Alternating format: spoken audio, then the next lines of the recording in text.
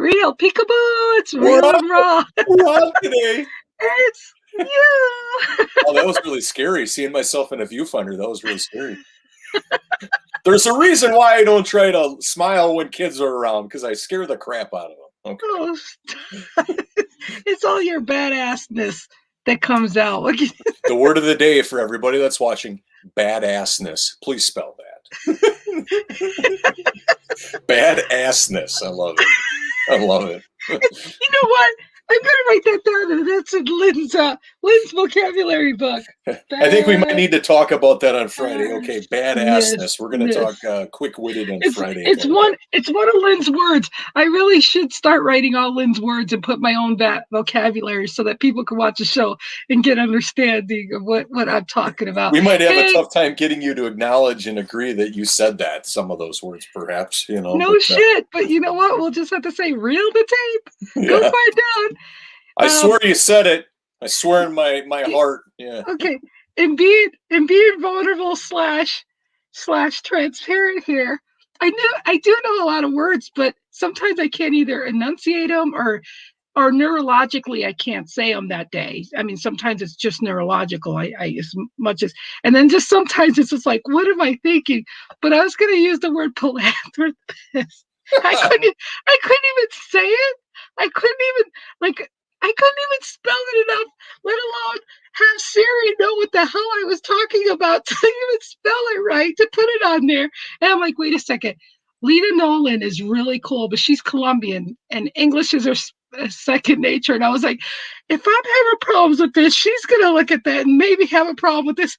I said, F it. Don't even put it up there. But I wanted to put it up there. And I was like, okay, never mind. So that was just my awkward moment this morning. Hello, everyone. Welcome here. Just don't be afraid to say hi.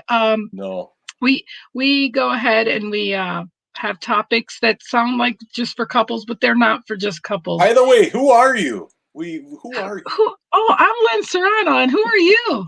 I'm Brian, the other guy. Oh, Brian, the other guy. Okay, yeah. Well, nice to meet you, Brian, the other guy. Nice to meet you. Yeah, I just stumbled on this show and I had the code to get in, so here we are.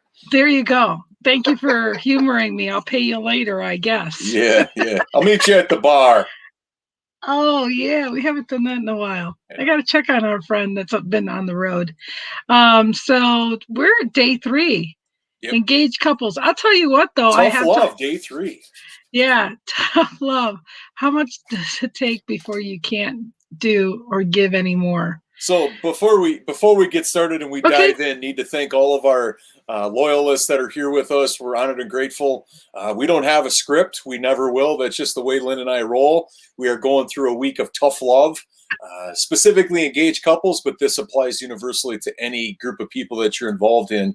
And be thinking of words that really stand out to you over the next couple of days, because I have a list right here of word, and you can't see it because of green screen, and it actually is green paper, but of actual words that we're going to do a quick-witted show on Friday, all about our topic of the week. So any little word that stands out, Lynn and I are going to banter back and forth on Friday for your amusement. So any words that stand out to you that you want us to improvise, write them in the comments, and we'd love to use those on Friday. And I just made up a word, people, so it'll be interesting.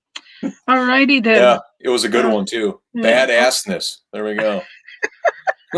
What a great word. Badassness. There we go. I don't know. Okay, Glenn. Okay, you got 30 seconds to use badassness in a story. Go. Oh, well, thanks. You gave me some heads up now. I'll think about that maybe, or maybe not.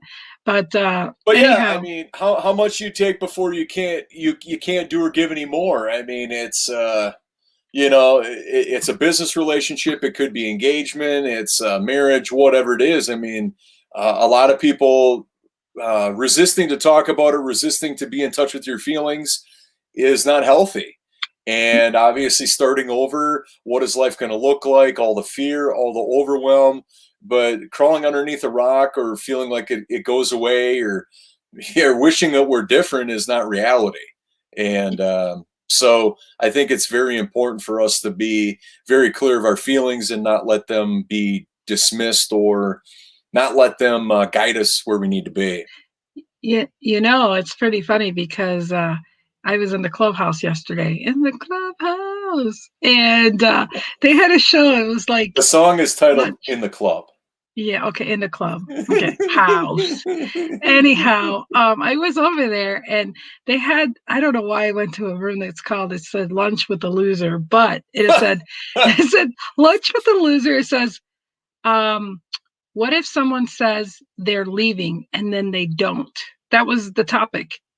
So I was like, well, they're either, um, they're manipulating the situation by saying they're leaving and they don't leave, Right. or they don't have the kahunas to leave when they said they were going to leave, Right. or so I feel like in conjunction with that information and how much do you take before you can't and give any more, that would be a thing that if someone says they're going to leave and they don't, and you are hoping they leave because you just too chicken ass to do something about it, you really have you have a problem, because obviously if they feel that way and you feel that way, what the heck? I think you reach your limit. I gotta mute a second. I gotta cough. Yeah. My first thought about you sharing that is to understand the context is have they mentioned this before? Is it a tactic of passive aggressiveness?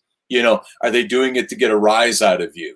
Right? Because I mean, then it's manipulation. It's games. It's just very manipulative, right? Are they doing it because have they said it before, right? Or is this something that they've never said before? Because if they know that they're using it to, number one, they've said it more than once, so it's nothing new. But they know that they can manipulate you or influence you by it.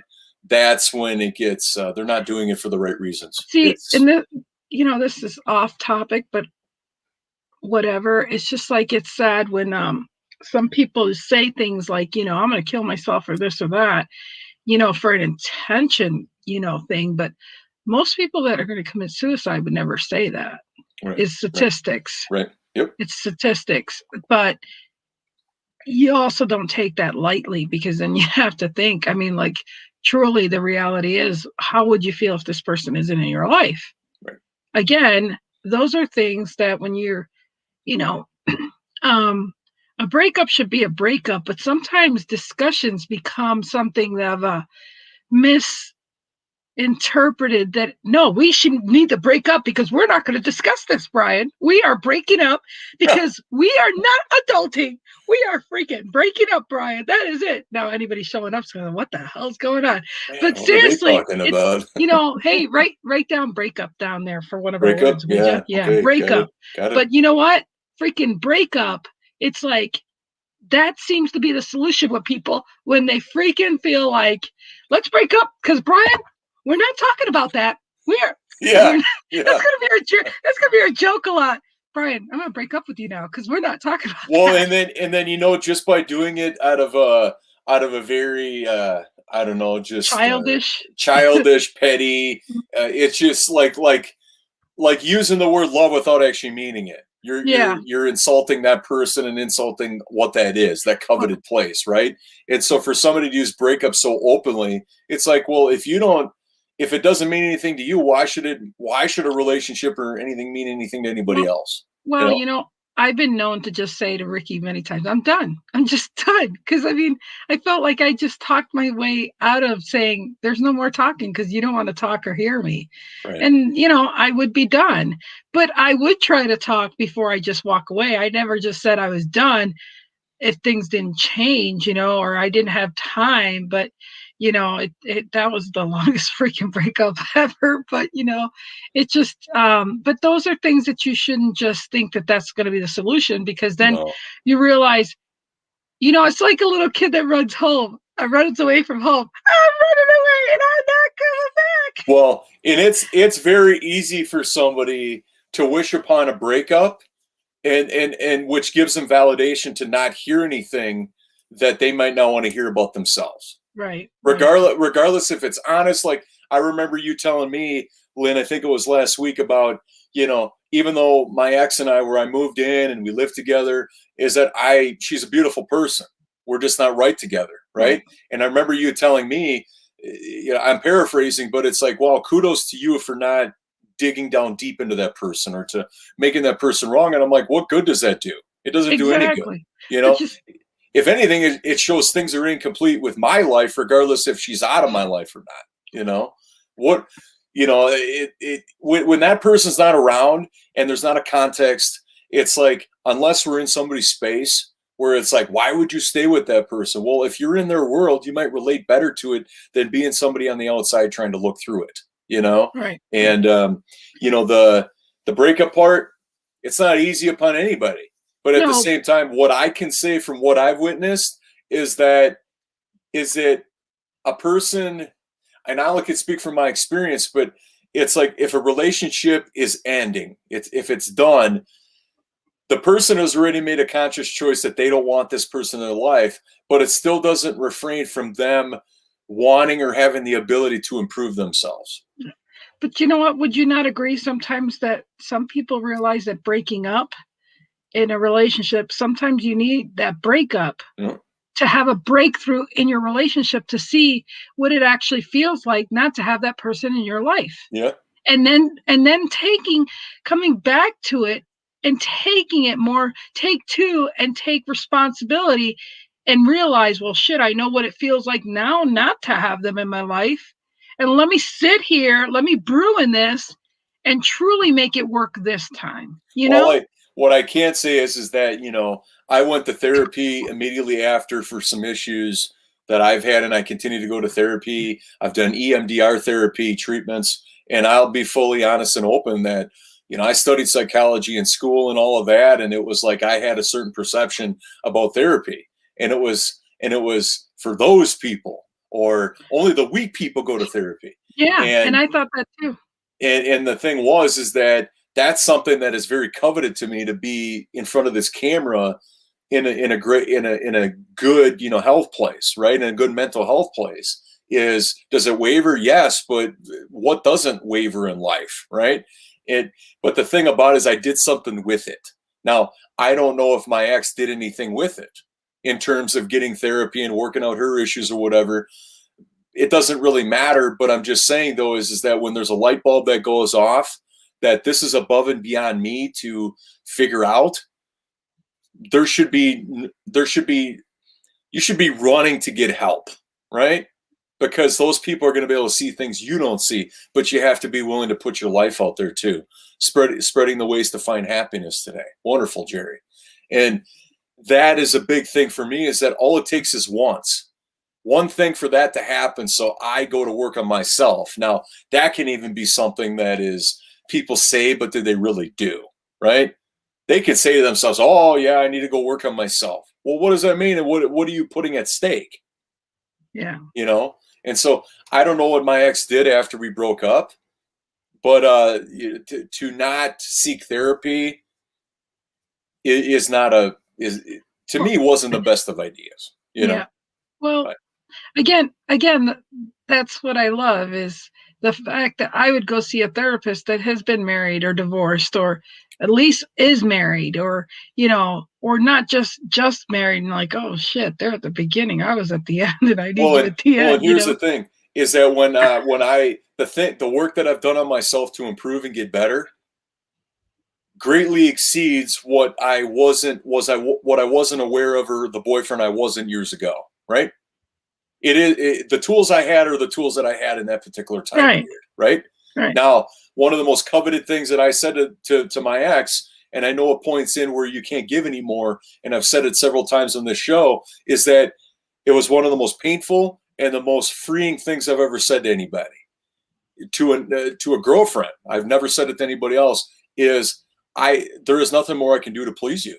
I've Yeah. exhausted everything I can do to try to please you, and it's not good enough. Yep, not a right fit. That's what Nope. I call it, not a right fit. Nope. I'm all into that's my word lately. And not the right fit. If it's not a right fit, I quit. Next. Next. Swipe left. Next guy. No, Where but you at? this is the problem, Brian, is you and I have always try to contour to situations and see how best we can volunteer to help Right. more than the other person. But Right. is that who does that help? It doesn't help yourself.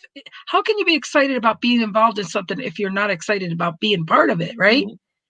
And that's what I love about our show. We never know what the hell we're going to be goofy. No. We're going to be talking, whatever we're going to do, you know? And so I love that we're just being in the space where we're giving people thoughts to think about without trying to coach them, and yet letting people see how you and I could be opposites, but yet we bring things to the table that are worth bringing to the table. The, And the, so, the beautiful part about these lessons, and maybe you've went through those in life, to all of our viewers or anybody catching the replay, maybe you've witnessed these things, maybe you haven't, but what you do with them, the lessons that you learn, and you improve for yourself, you improve yourself for another person to show up, and you treat them without judgment.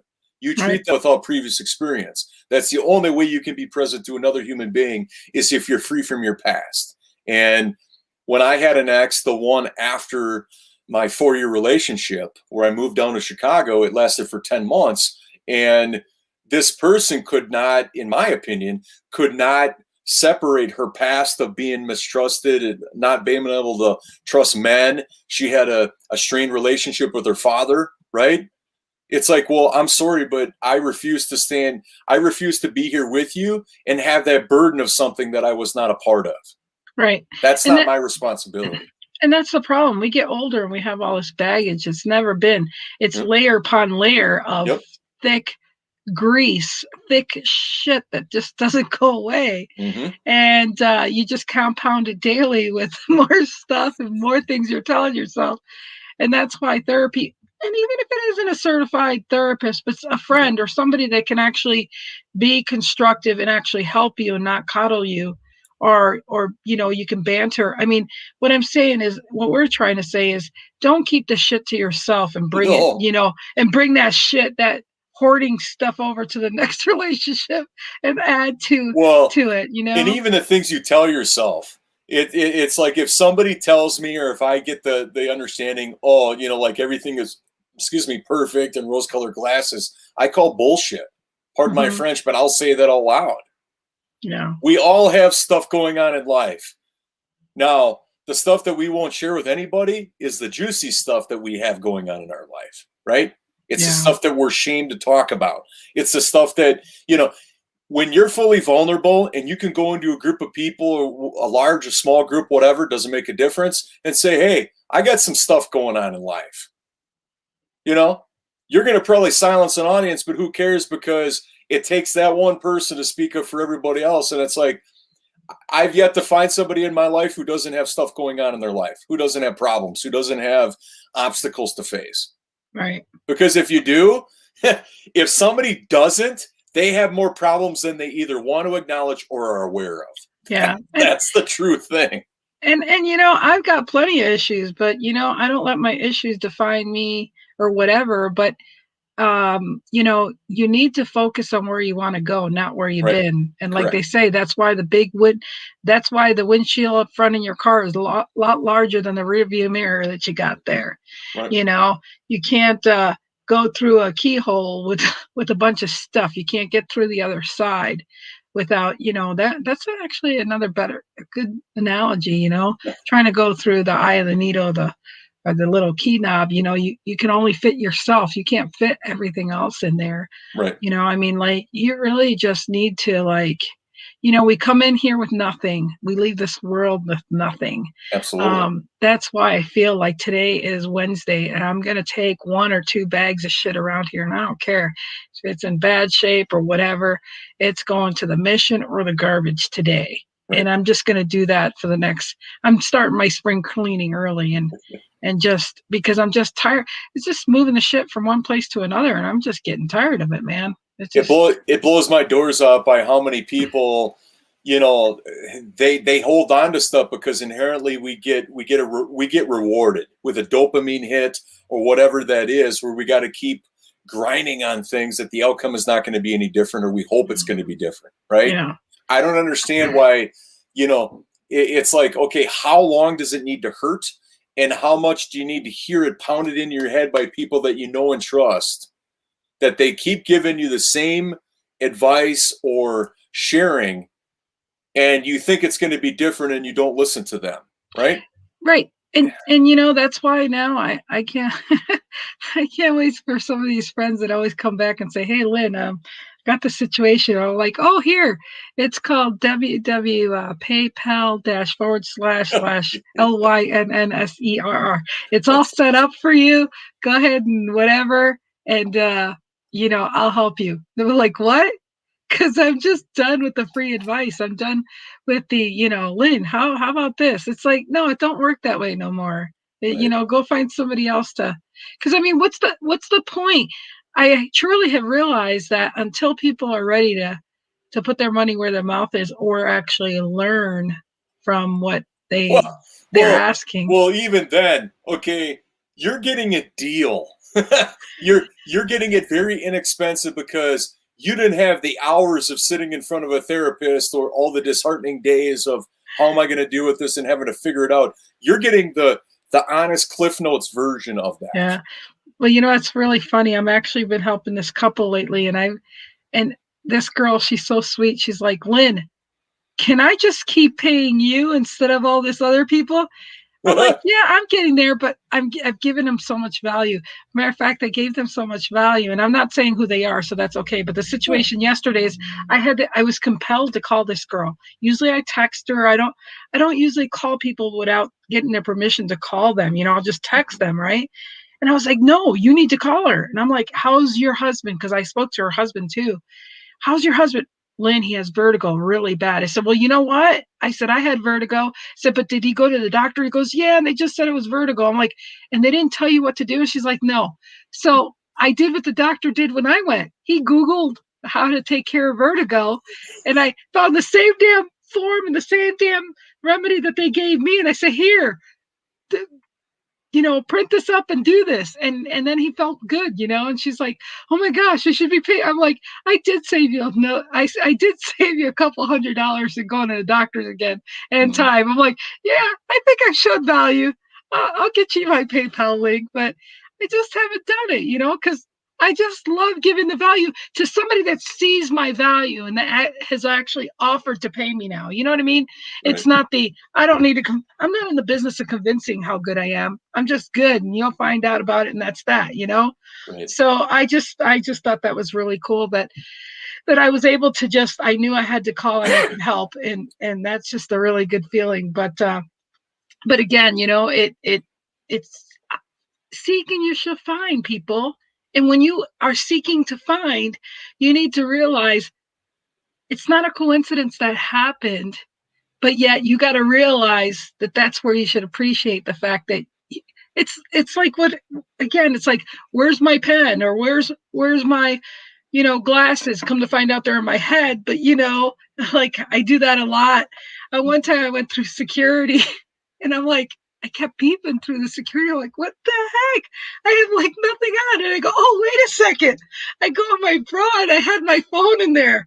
And the guy, this is back in 2001. So of course nobody really was carrying cell phones. So he's like, well, I've never seen that happen before. I'm like, oh, Surprise! yeah. Yeah. But it wasn't somewhere I normally stuck my phone, but I didn't want to lose it this time. I kept it really safe, so safe I didn't even know till I And beeped. no, you don't get a peep show. No. But it was so funny because I was literally like going fishing in there and whatnot. I can only imagine the people He's like, behind you like, what are you doing? what's Don't this lady worry. doing? What is she touching your boobs? What is she? Yeah, here you go. It's my phone. It just dawned on me. He said, I'll take that. And I'm like, oh my gosh, I just got that. I don't think we will see that in an upcoming, video or commercial for one of the cell phone carriers. I Oh, don't think we'll see shit. that. Oh, Oh, here it is. I'm glad I have so and so service. it would have been a good marketing I tip. mean, But imagine anyway, that. Like Lynn, hmm, TSA told us that you might be what we're care. looking for in our next ad campaign. Could you meet us at what is that Oh, airport in Montana? Can you meet us there? We're gonna see if you fit the bill. oh yeah. Okay, let's move on. And then the script says you're gonna put your phone in your bra. Yeah, okay. So can we see that now? We're gonna Yeah, do a. that guy was entertained, and I was like, hold on. He goes, take your time. Oh man! Wow. Shit. Never mind. And then he goes, That'll I'll get take people to that buy for you. phones like crazy at Oh $1,000 a my gosh. pop. You know. And he was like, I'll take that for you. I'm like, what a perv. Anyways, moving on. Hey, Joe, we got to find a girl at an airport. We'll get a phone like this. Okay. So that's Anyhow, our topic. so Anyways. a few things that come to mind. I mean, the context we're missing, engaged couples, what is the disagreement over? The conflict can't be resolved. How long has it been going on? There are so many different pieces of this that we don't know about, right? Right. Now, also though, another truth is when you're in something, it's a lot different than talking about it from not being emotionally involved in it. So right. Is that how much do you take before you can't give or do, or you can't do or give anymore? For me, a couple things that come to mind is, number one is that no matter what you do to communicate with your partner, nothing works, or they put it off, or there's always an excuse. That's a trigger right there, because if you don't communicate, how is anything going to get resolved? Number two is when you're thinking about things more than you're taking action on them, right? If there's no actions where you guys are doing things together, if that tails off, another one to segue that would be, is your time going to bed together? How much time do you spend being close, physically connected? If that goes away and you try to restore that and nothing happens, okay, that's another indicator, right? Yeah. If you go to therapy and that doesn't work, which I can speak from experience, hasn't worked. You know, when you try to carve out space for that person and it's not perceived as authentic, or they feel it's just a ploy, which they're making up, right? You know, there's all these like little indicators. And then obviously the furthest level where you've done everything you can possibly, even to the point where no matter what you do, it seems like you're walking on eggshells everywhere you go. You know, when I was in a place of thinking and no action. It's a place I've never been to in my life neurologically, where I just kept chalking up all the thinking points, everything I'm thinking about doing. But if I take a step, I'm taking a risk. But if I stay where I'm at, I'm not going to go anywhere. It's just going to deepen where I'm at. So these are just a few things that I've witnessed that are indicators as far as this might be the time to move on and move on your merry way. Unfortunately. Yeah. Yeah, and that's just it. I mean, but most people will just break up and have regrets because they never had the kahunas to communicate. Absolutely. And that's sad because there could have been a lot more to a really special, and like I said that at the end of yesterday's show, there's a lot of people that end up reconnecting because they realize that the foolish they were and how they didn't have communications and they were too scared to talk, and you know, there's a lot of times in relationships of people that I cared about that I didn't have the balls to talk to them and tell them how I felt. I was always too scared to actually share my feelings with somebody. I mean, I was so immature in that for so long, you know.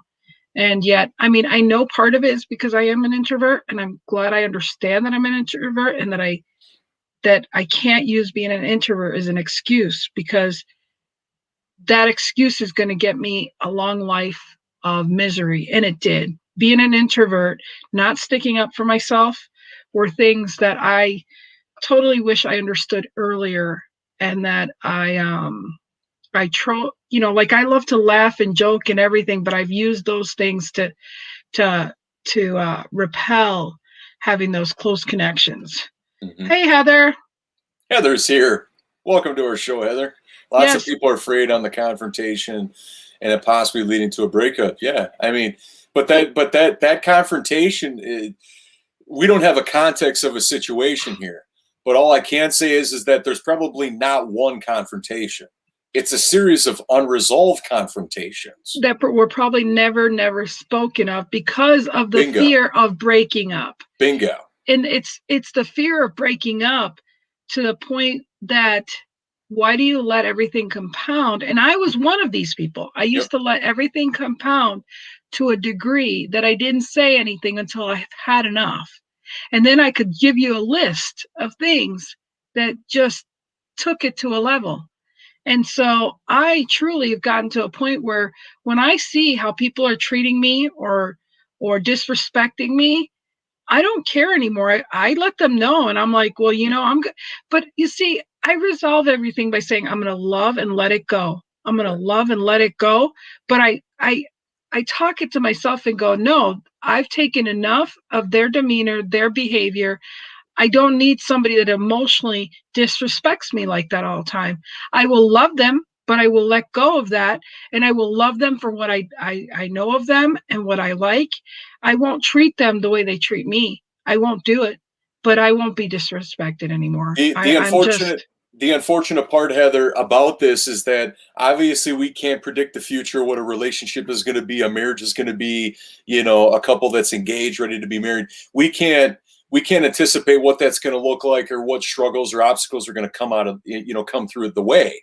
However, though, is that the brain, when number one, when we're not heard or we feel like we're heard, when we bring in our emotions, when we bring in sadness, frustration, disappointment, yeah, we might have a grudge against our partner.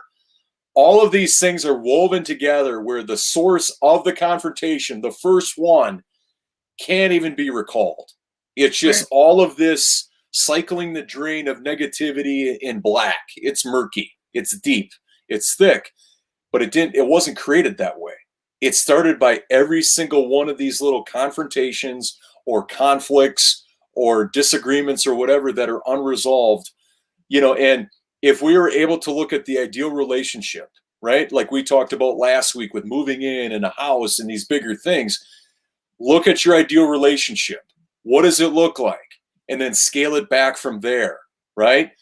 Well, what I'm trying to say here is that what does a loving relationship with your partner look like? Go there and then do whatever it takes, reverse engineer it to the point where you are now and where you want to be with that person. right. Not that, oh, we can't overcome this, but I want that. No, no, no. Restore why you're together, the love Right, you have for each other, your right. soulmates. Go And there and scale it back to where you are now. right. And that's where people misconstrue the fact that, oh, honeymoon's over, or we have a problem now. You're always going to have something that doesn't resonate with you, but it's a matter of how you handle Right, the conflict. It's just a conflict. It's not a breakup. right, It's not a, or why is it that when situations are going bad, automatically they're talking, oh shit, we're breaking up and all this is going to happen. And this is what, can you can you just not speculate and wait, and be calm and figure out, oh wait, what does this really mean? And again, it goes back to what I said before. yeah, Why can't you say, hey Brian, um am I getting this right? Is this, Brian, you had to go yesterday and I said I needed to talk about this and you don't want to talk about it now. Do I have to worry about this? When are we going to find time for this? I mean, and you could be like, Lynn, I booked 3 different trainings 3 days in a row and I'm super busy. Okay, that had nothing to do with me. Okay, we're good. Why do we have to jump that everything's always bad and has right, something to do with us? right. Can you stop thinking selfishly that you had something to do? I guess it comes to self confidence as well. Mhm. And the fact that you're not confident enough to know that you're doing everything you can in the relationship and that you're good enough and worthy enough for them to love you, that it's not about you, it's about what they're going Well, through. and I think it's about the people in the relationship too. Absolutely. Like me and my girlfriend, she can see on my face when there might be something wrong or I'm frustrated or my anxiety is overwhelming me a little bit, you know.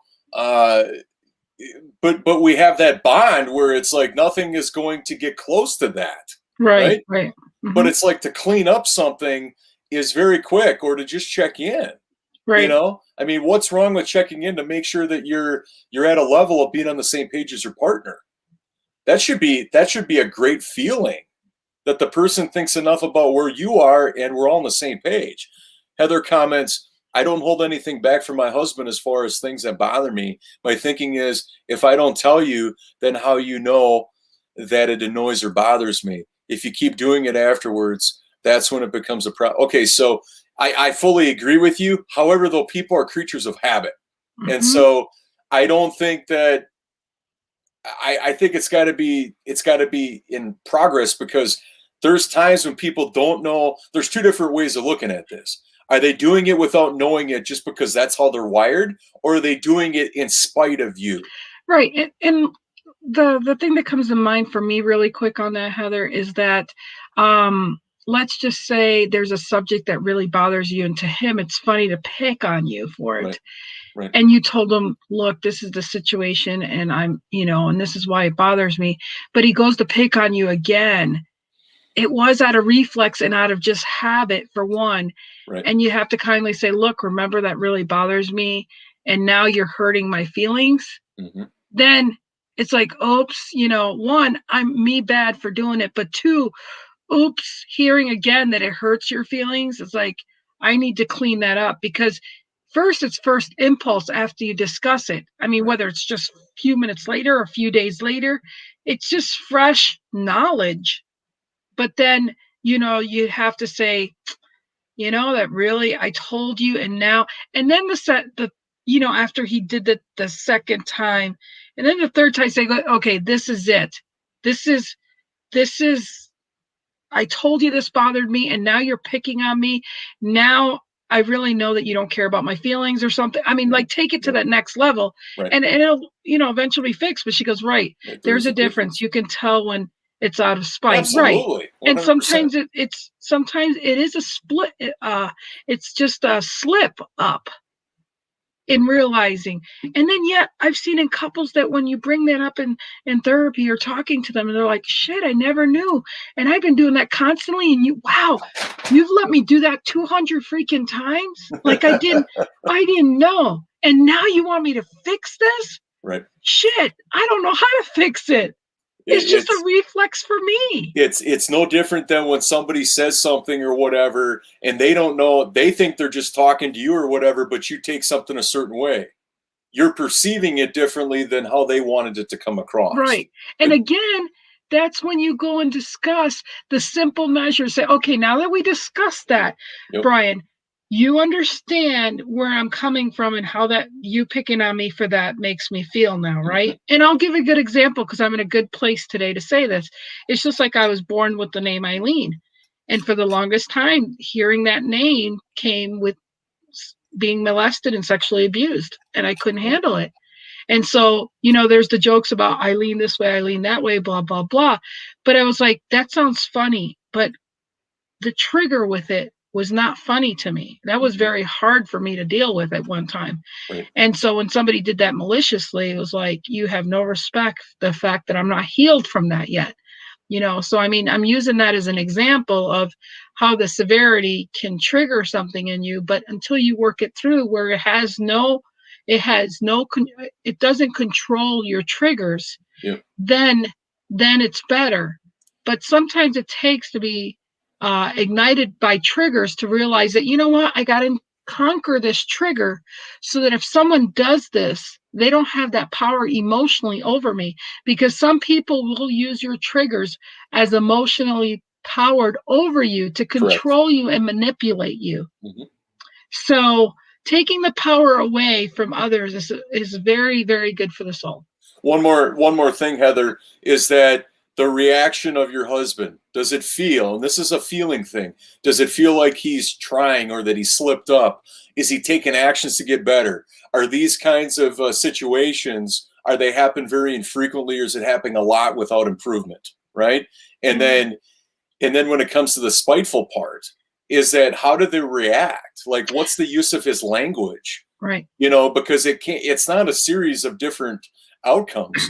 It's either that he slipped up and he wants to own it, or if it's pompous, if it's laughter, if like somebody that truly cares about your feelings and they want to be in integrity and they want to restore how they feel about you, they're going to react in an entirely different way than somebody that treats it like a game or a joke.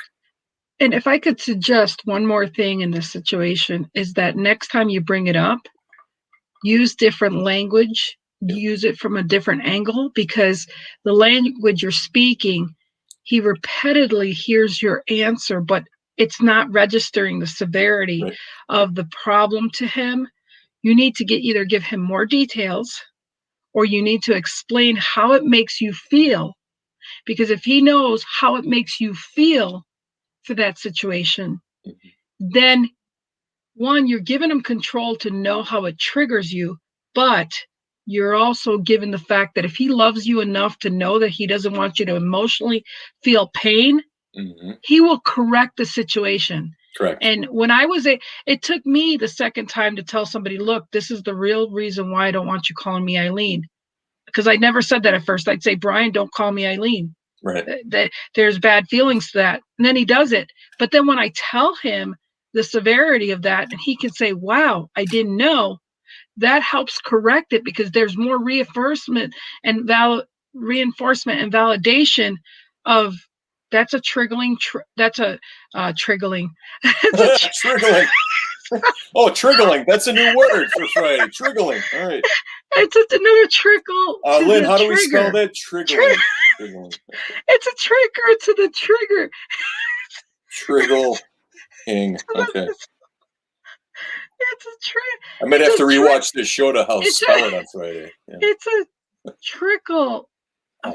It's a trickle to the trigger. Wow. We take random words, now we create tongue twisters. I love it. I love it. Man, you're just making up all sorts of great stuff today. This is great. But I hope that really helps, because it's helped me in the past. But I will repeat it back to him and ask if he means it this way, because this is what I heard and how. Yeah, I mean, Heather, we also don't know the context. You know, I don't assume anything. I've been trained to not assume things. Right. That's why you ask more questions, to really bring it on the court. Right. It's like, are you guys talking about things when you're face to face at the end of a long, hard day, where your mind is with the TV on, you got work to do, you got kids to take care of? What is that context? Because you need to remove all distractions, and it definitely is probably not going to be that effective if it's done through social or whatever. But I mean, face to face, no other distractions. You got your water, a cup of coffee, your tea, and you're just dealing with this stuff. You have to remove out everything to get to the purest form possible. Right. But when she says here, because that's what I heard and how it made me feel. Yes. But next time you talk about it, you need to explain to him more of how it feels and what it, what the effects are too. And she's laughing over here. After more than 10 years of marriage, he knows when to tread carefully, especially when I'm carrying around my cast iron skillet. Wow. Man, girl. She ain't making no food. She got a weapon in her hand. I know. I'm scared. So Heather, another thing to consider too is have him take your point of view, right? Recreate how you feel, but bringing him over on your side to look through your lenses. Right. That might be a way to look at it, or a way to pursue it in the future. Right. And it would basically, say, okay, so it's okay that I feel this way because of what you said. And you keep saying this, and we keep breaking the same cycle. Yeah. I mean, it just, but again, remember, you can't change him. You can't change his reaction. You're going to have to start working. And I hate to say this, but it's true. Heather, you're going to have to start working on how you feel about that. And you have to de-emotionalize. Oh my God, here we go. Man, I'm going to run out of paper. You're going to have to de-emotionalize. Desensitize yourself. Oh, no, it's got to be demotionalized. You have to just, oh my God. Look at, she goes, he's a caveman. He's not quite that advanced. He's getting there, though. Well, you got a cast iron skillet, he's a caveman, so. Listen, I'm getting there. I've been married to a caveman, and I got to tell you, the thing is you yourself need to heal yourself from the situation, because obviously if you love him and he doesn't get it, and you're not finding the words to communicate with him, because it sounds like you're going to have to dumb it down. You're going to have to put it in words. You're going to have to use his own words to make him understand. So next time he tells you something about how he feels, take those words and say, that thing you don't like that I do, that you get real pissed off and you want to take my cast iron and beat me up? You know that one? Well, that's how I feel about this. How's that work for you, honey? That's what it might take. Is seriously, you need to check his behaviors, his triggers, and you need, not that I'm saying go start a fight with your husband and go figure it out. That's not what I'm saying. But I'm just saying, next time you know you get a bugaboo of his, realize the words he uses and how he articulates himself. See, I use the word articulate. But just see how he articulates himself, and that's going to give you a really good base of how to communicate in that situation. You cannot not go in there with very intellectual stance with someone like that, because then they feel inferior and then they shut you down. When they feel that you are just reprimanding them selectively, they will shut your ass down, and you just wasted all your energy for no reason. Two more things, Heather. Number one is consider using the words of, here's how that made me feel. Yeah, it sounds like that's what she said to him. Number two is that as soon as possible, as soon as you feel a certain way when you're in a conversation with your husband, address it right away. Do not wait. Right? Now, obviously, if you're at work, you're doing your thing, he's at work, I get it. But as soon as possible, address it in the moment. Yeah, because like a kid that does something wrong, you got to discipline or talk to them right there, because 2 hours from later, you go, what do you mean I was crossing the street? You didn't say nothing then. Right. Because the mind has already moved on for that moment. But in that moment, see right there, here's how you made me feel. And you're doing a few seconds or a short period of time they're gonna be able to recreate in their brain a lot better than, this was this morning and they've had a full day of work in between. Yeah. And obviously, the more that the time goes away from when it occurred and how it made you feel, then when you address it to your partner, your emotions are either going to wane or they're going to just be disregarded, right? Yeah. Because obviously, when do most human beings in a relationship, when do we have a tendency to boil over? It's usually after a lot of it. It's usually not in the moment of one thing. That's a Latina thing for sure. Yeah. But what happens is that when you get to the point where you don't know what you can do or anymore, is because of all of those moments when you tell yourself, I'm not going to bring it up. Yeah. It's not that big. It's not that relevant. Sure it is. Because I guarantee the next time the person does it, it's going to build on what was already there that was unresolved. Right. And that was a bad habit I had. So you know what I had to say? It's my freaking fault for not bringing it up when I should have. Yep. So that's where people don't realize, okay, he's effing up, but you're effing up because you're not correcting or discussing the situation. Right. And that's a problem of an introvert. An introvert will rather just let the shit go, let it flow, let it flow. So, and you can't be like that if you want to, that's why I find it easier to be single. Well, and here's another thing, Heather, COI, cost of inaction.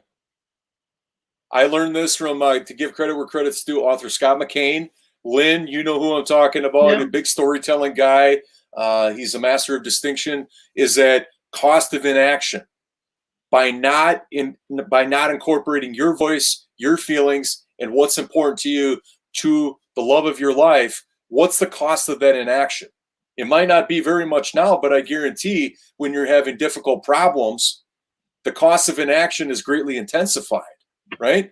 Because it's not the onesies and twosies. It's when things multiply and they get out of control. Well, and she says she brings it up right away, and I'm very good at vocal. But the thing is, let me ask you this: were you good even since the day one of dating? Have you been like that?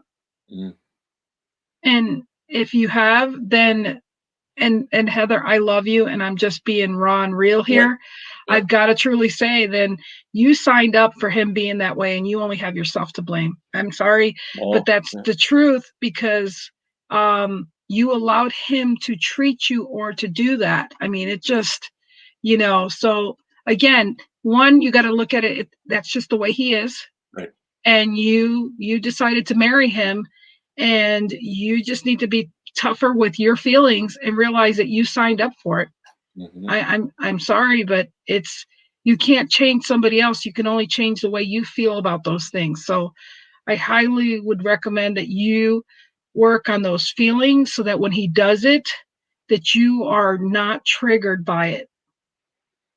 I mean, that is the only solution in what you're doing, especially a 10-year investment. You're either say, well, I love him and this is what I signed up for. And you need to accept that the way it is. Yep. What did she Absolutely. say? She Perfect. said that. Well said. Well said, Lynn. And it's the only reason that I'm willing to work with him. But you see, you're willing to work with him, but now you need to work with yourself, Heather. Right. You need to work with yourself and let yourself, oh no, we're a good marriage and marriage therapy works. Absolutely. Yep. But I'm just saying that it truly is empower yourself to get your emotions in check so that when he does this, you are empowered.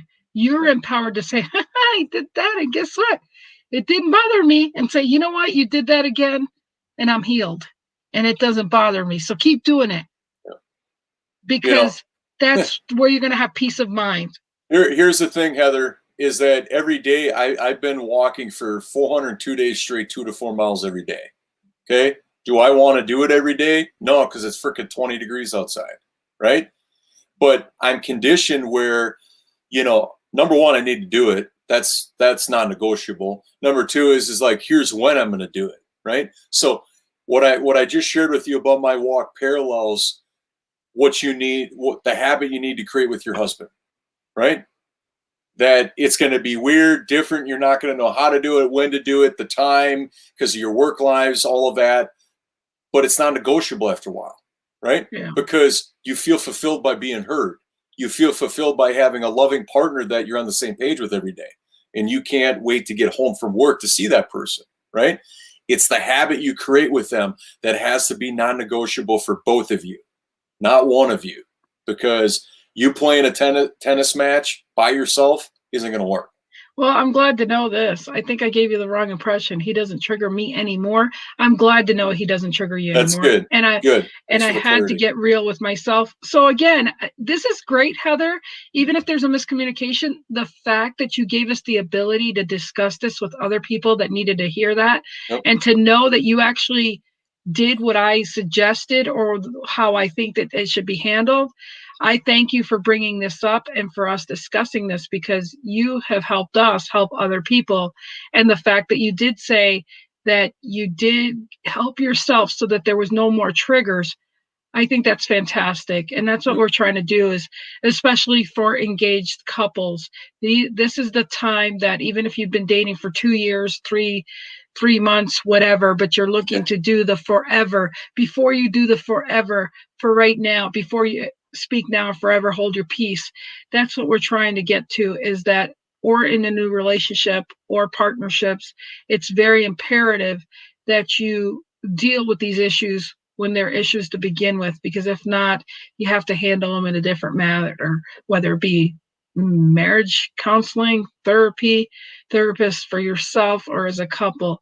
It's better to not let these layers build up and have a situation that magnifies itself and multiplies, and multitudes of moments go by, and it just makes for an ugly picture. Well said, Lynn. And Heather, thank you for your vulnerability and being transparent with us to really put your life on the line for us, that we can relate and connect, with your husband, and to help other people. I mean, that's Love what you, we're girl. here for. Yeah, absolutely. So your final thoughts, Lynn. Such great advice from both of you. But you know what? You were the part of helping us to give that advice to others. So without you, we couldn't have done that. So I want to thank you for that, for being here and role playing with us. That's just great. So my thoughts for today are basically, don't look for the easy way out of the engagement at first. Look at what the value will be in the long run if you really love this person. And it is really a testament of love, whether it be true love or not, because, we all have things we go through in life, and it takes us to realize the value of what we have and not when we lose it. And so not fighting for what you have, like they say, fighting for what you have is worth it. Working for something hard. If it comes too easy, then there's always a problem there too, because there's got to be a rock you got to unturn, that there's conflicts that you need to go through. It's like being in one of those escape rooms, You got to solve that solution before you can go further and solve the problem and get to the end goal.